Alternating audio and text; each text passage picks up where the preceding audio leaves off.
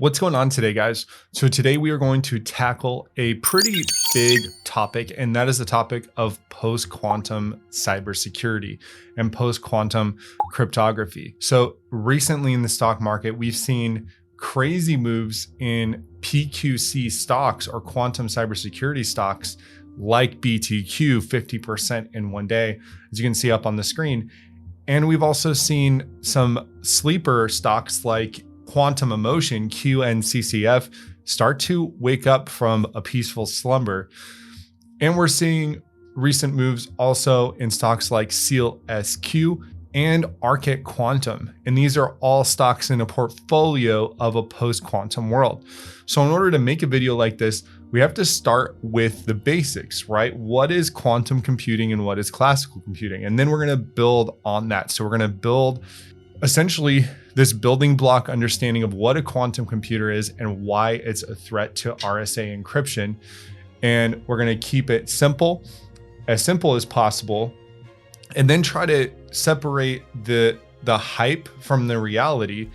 And are these stocks running completely on hype, or are people making their positions for a post-quantum world? And we can explore that and speculate a little bit here. So first and foremost, if you're new to the channel or if you're seeing this, please do me a huge favor. It takes me a while to prepare these videos.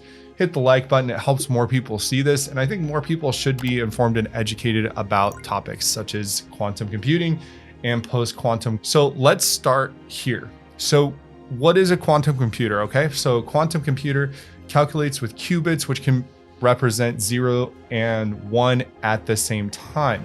So essentially the difference is, if you look at a classical computer, it's like a light switch. It can be on and off, and it can calculate lots of on and offs in rapid succession, but it can only be in one of those two states, whereas a quantum computer can represent multiple states at the same time. So a qubit is almost like a three-dimensional vector space waveform. In fact, we just saw the Nobel Prize. So the Nobel Prize in Physics is awarded for work in quantum mechanics. So the Royal Swedish Academy of Science awarded the 2025 Nobel Prizes in Physics to John Clark, Michael Dvorak, and John M. Martinis for demonstrating macroscopic quantum mechanical tunneling and energy quantization in superconducting circuits, which a lot of the quantum companies we talk about, like Rigetti, like IonQ, like Google, and in these different companies that are researching, they are using some version of this. So it was really awesome to see a Nobel Prize awarded and kind of validating this technology and the pursuit. So back to what a quantum computer is. So we think of a computer, right, as this sort of step and linear increase in power. So our iPhone 1, now our iPhone 17, world of difference, but there were steps along the way. There were 16 steps from the iPhone 1 to the iPhone 17. Classical computers have those low error rates at room temperature, and most of our everyday processes like web browsing, responding to emails, that type of thing is suited for a classical computer. But we do hit the physical limits of what we can do in semiconductors and on chips, and we're pushing those boundaries, and we're making better and better semiconductors, and we're making them in different ways. But then quantum computing power increases exponentially in proportion to the number of qubits. So when we go from a 10 qubit system to a 100 qubit system, it isn't like going from 64 gigs of RAM to 128 gigs of RAM. It's more like going from 64 gigs of RAM to 500,000 gigs of RAM. There's an exponential increase when qubits count goes up. And quantum computers have higher error rates in the moment because we're in an era of narrow quantum advantage and noisy intermediate. We're in the era of noisy intermediate quantum computing. But soon, that noise and those processes will be improved, and the quantum computers will become more and more supreme to classical computing. So they're well suited for tasks like optimization problem, data analysis, and simulations. What's going on with quantum computing as a sector, and specifically this quantum cybersecurity sector? So we had from the Federal Reserve just 2 days ago, the Federal Reserve study warns that quantum computers could one day decrypt Bitcoin's historical transaction, exposing private data recorded under current encryption standards. The report finds that harvest now, decrypt later attacks are an active threat as adversaries can collect encrypted blockchain data today and unlock it once quantum computers become powerful enough. While most PQC may protect future transactions, the study concludes that no existing method can retroactively safeguard data. Quantum computers operated using quantum bits or qubits, which can exist in multiple probabilistic states simultaneously, a property known as superposition. This allows them to perform many calculations all at once. So we're very used to reading a paper top to bottom, left to right. And that's how we've designed computers, to essentially follow a set of code, set of instructions. Obviously, they're doing a lot of code and following a lot of instructions very fast, but there is a limit. And now with quantum computers, you could simultaneously work on multiple problems at the same time for a set of probabilistic outcomes. So one of the many problems that this can create for us is that our current systems rely on factoring large numbers. That is the basis of RSA encryption. That's the foundation of many modern encryption systems. So a quantum computer that's powerful enough could simply, if that data is captured today and a quantum computer is used to decrypt that, then our information right now, our private information or information that we think is secure, could be exposed to bad actors. And this event is called Q Day, the moment when quantum computers can routinely break existing encryption, data secured by traditional cryptography. So what are we doing about it? What's happening? We know this might be coming. We know that the US isn't the only nation in the world investing in quantum computing. There's quantum computing investment around the world. And we actually think that China is spending quite a bit more. And currently, according to the most recent MIT Quantum Index report, China's actually ahead in quantum networking. How does current cryptography work, and how would a quantum computer crack it? Currently, many encryption algorithms rely on the difficulty conventional computers have with factoring large numbers. A sufficiently capable quantum computer, though, would be able to sift through all the potential prime factors simultaneously rather than one by one, arriving at the answer exponentially more quickly. Experts have begun referring to such a mature device as a cryptographically relevant quantum computer. Instead of billions of years, it's possible a QC, quantum computer, could solve this puzzle in days or even hours, putting everything from state secrets to bank accounts at risk. So you see, the stakes are high. And then the question would become, well, why do we have to worry about this? Why don't we just kick the can down the road? Why don't we just pretend that this isn't a problem and it will never affect me? The thing with technology, putting brilliant scientists and brilliant minds are putting effort, blood, sweat, and tears into pushing forward technology. That's how we get these amazing technology that we enjoy every day in our society. Those same brilliant minds are working on quantum computers right now in many different private and publicly held companies. They are working on the problem of building a better fault-tolerant quantum computer. So sooner than we know it, we're going to have a good computer. And I want to show you this IonQ accelerated roadmap. So your next question is probably when? Well, IonQ is updating their roadmap to have in 2025 64 to 100 physical qubits, 2026, so next year, 100 to 256 physical qubits, and by 2027 10,000 physical qubits. And they're projecting by 2030 that they will have 2 million physical qubits. And you're like, okay, well, 2030 is pretty far away. Well, it's only it's 4 years and a few months away, actually. So we aren't that far away if IonQ is to hit their deadline. And just for fun, why don't we look at a different company? Let's look at a company called Continuum, which has also released a development roadmap and also is listing physical qubits in the thousands by 2029. So you can see that, and what's important to understand about these numbers is, again, I mentioned this at the start of the video, but a 10,000 to 20,000 physical qubit isn't a doubling of power. It is an exponential increase in power. So it's hard to describe because we don't currently operate in this computing paradigm where we think, okay, 8 gigs of RAM to 16 gigs of RAM, that's double the power.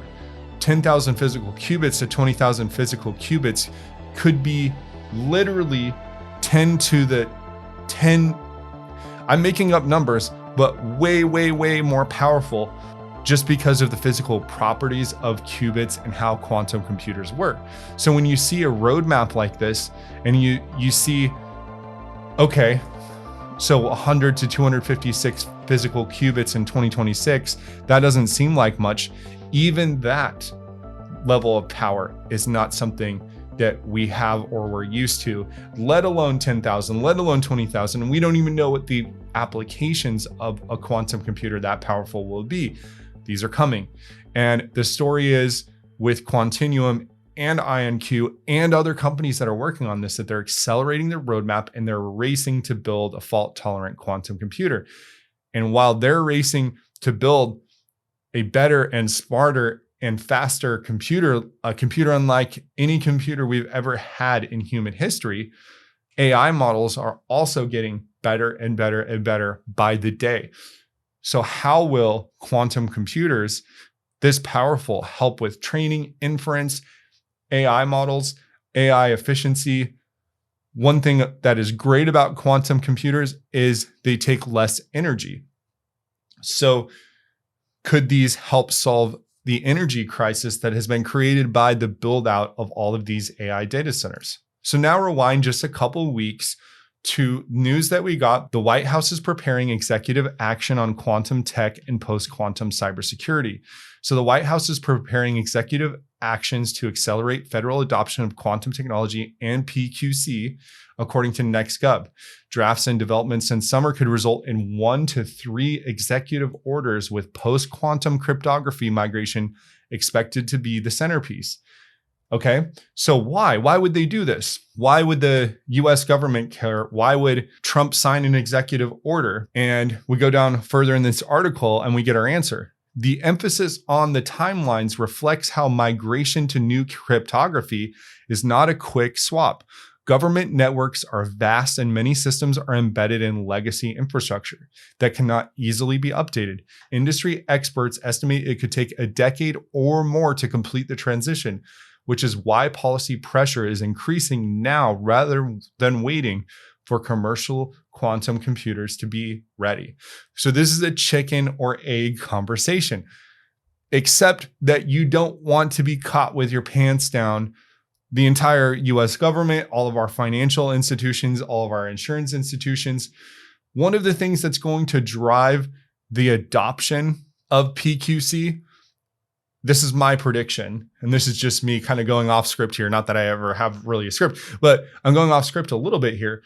What's going to drive PQC is actuarial tables. Insurance companies are going to look at the risk of insuring you or your company or this legislative body or whatever, and they're going to say, you're not PQC ready. This is not a risk we're willing to take on. And once people start getting dropped or they see their rates go through the roof, it's going to start to look very real to them. And what they're saying here is that the policy pressure is increasing because waiting for commercial quantum computers to be ready, you're already too late. So you have to get in front of this. So now we're going to talk about 4 quantum cybersecurity stocks and why they've been going up and what this could possibly mean. So BTQ Technologies is one of the newer quantum stocks on the Nasdaq. In fact, it's only been on the Nasdaq for about a week and a half. And BTQ offers quantum solutions for both defense and offense capabilities to give your business an edge in the quantum age. So they protect against quantum threats with advanced security solutions and PQC, and they harness quantum computing for payments, communication, and networking security. So they have a whole suite of products and tools. They have quantum secure cryptographic hardware, QSSN, quantum secure stablecoin network infrastructure, unforgeable digital signatures, pioneering blockchain validation. They have a lot of different products. And recently, they've had some momentum with their press releases and their stock price as well. So BTQ Technologies welcomes radical semiconductor founders as full-time hires to accelerate PQC commercialization. Radical Semiconductor co-founders Sean and Zach have joined BTQ full-time with Ann Reinders as head of cryptography and to lead their silicon product. Cache performance and relevance Cache is a memory-centric acceleration architecture for PQC that delivers up to 1 million digital signatures per second. So they are making moves and hires. BTQ Technology announces a QSSN deployment with Finger Inc. Group alongside PQC banking services. So they're saying here that there is a seamless PQC rollout with controls. The program validates QSSN for high volume settlement issuer controls. I'm going to tell you guys up front, I am not an expert in PQC by any means. We know that there's been this decentralization of financial instruments. We've seen blockchain and crypto and stable coins and Ethereum, and we have the US dollar, and we have all forms of currency. And securing the currency and the transaction is the business that BTQ is in. So what has happened to BTQ in its short stint on the Nasdaq, right? It was listed on the Nasdaq on the 25th of September, and it has already seen a pretty crazy move from about $6 a share to almost $16 a share at its highest, and it closed today around $14 a share. And I told you guys on the channel recently that about here that there was only going to be a limited amount of time where this stock could be purchased under $10. I did see also that there was someone on CNBC, I saw an interview where he talked about BTQ and the fact that this could be a $40 stock. We'll see. Of course, all these stocks carry an immense amount of risk, because not only for these stocks to be relevant, do quantum computers need to be built out and be sufficiently powerful enough to do what everyone thinks that they're capable of doing. So they're a deviation ahead. So that's why it's important to understand that these stocks carry an inordinate amount of risk, because they're a deviation ahead. They're one order of magnitude. They're for those who believe that there is a quantum world ahead, this is how you prepare. These stocks will help the world be ready for that. So let's talk about SEALSQ, LAES. SEALSQ builds semiconductors and chips and develops and sells the next generation of quantum resistant secure microcontrollers and related trust services. They acquired a company called IC'Alps, a leading French semiconductor and design house, and they do all of these things here on the screen. So device attestation, device to cloud authentication, device to device, identity lifecycle management, access control, secure satellite, IoT connectivity. And they work with brands like Cisco, Siemens, Parrot, Dior. News coming up for SEALSQ, and I'm looking forward to this because I'm personally going to be at this keynote, is their CEO is going to be giving the opening keynote in New York on October 20th, called AI Meets Quantum, Building Unbreakable Post-Quantum Security.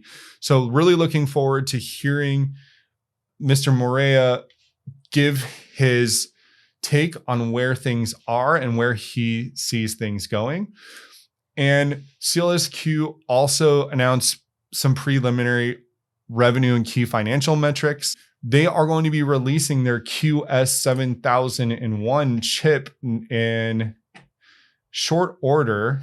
So their Quantum Shield QS7001 chip is, I believe, due to be released later this year. So that will be very interesting to see.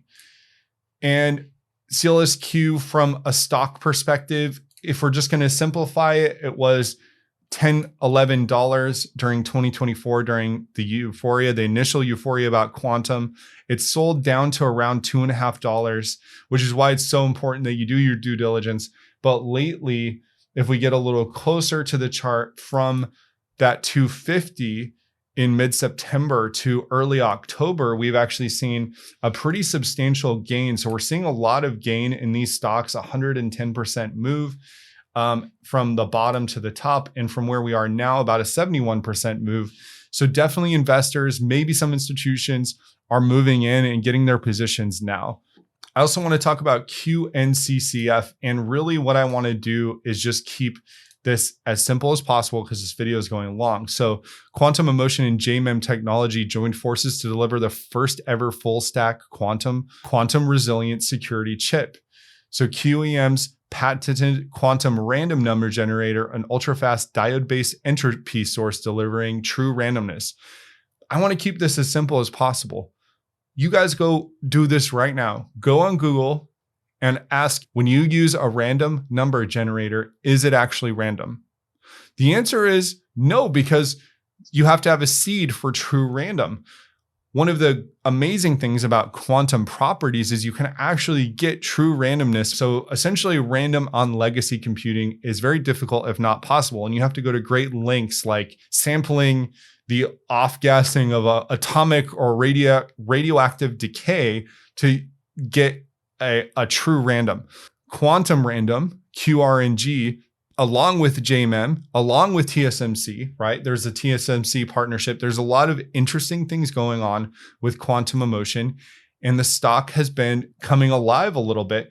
As we can see, the stock was trading around 10 cents or 20 cents a share, and then it had its big breakout on the TSMC news. The TSMC news was about here. It sold off down to about 70 cents, but lately it's been near its all-time high. So could this stock move past its all-time high and go higher? So I'm keeping QNCC on my watch list, and I'm personally very intrigued to see where this goes. And finally, Arqit. So Arqit is a big boy in this space, and they are part of the Oracle defense ecosystem. So it's Oracle, right? Oracle has said, what you're doing, Arqit, is valuable enough that you can be part of our defense ecosystem, and our experts and partners will explore how innovative emerging technologies can drive modernization and address critical challenges. So essentially, Arqit and Oracle are working together in Oracle's vast ecosystem. They'll be able to sell Arqit's systems. And Arqit is building strong, scalable, quantum safe security, world-class security solutions. So they have network secure, on-demand, quantum safe protection of VPN data, encryption intelligence, data-driven cryptographic risk advisory services, and more. So if we look at the recent performance, ARQQ has actually moved past the 52-week high, and it's gone up to almost $60 a share. And right now it's trading at about $52. So right around that 52-week high. So these stocks are getting a lot of love, whether they're in the US or not. SEALSQ and Arqit are actually in Europe. There's not that many publicly traded quantum cybersecurity companies yet, but that could change. So anyway, that's what I pulled together. Like I said, this is very service level. Each of these companies has a lot more going on. What's your favorite company? Do you personally invest in any of these companies? And where do you think these companies will be in 1, 2, 5 years from now? I'm very personally invested in all of these companies, and I think they will serve a vital role in the quantum world and the post-quantum world. I hope you guys really enjoyed content like this. If you want to see more content like this, make sure you hit the like button. Also, if you like to subscribe, would love to have you here. And we are over 60 channel members. So if you'd like to support the channel and support quantum content, please consider becoming a channel member. And if you join as a channel member as a gold bull or higher, you get access to our private Discord. And we have a lot of fun there. We have a very quality community with a lot of sharp people over there, so we're having tons of fun. Anyway, really appreciate you all. We'll see you in the next one.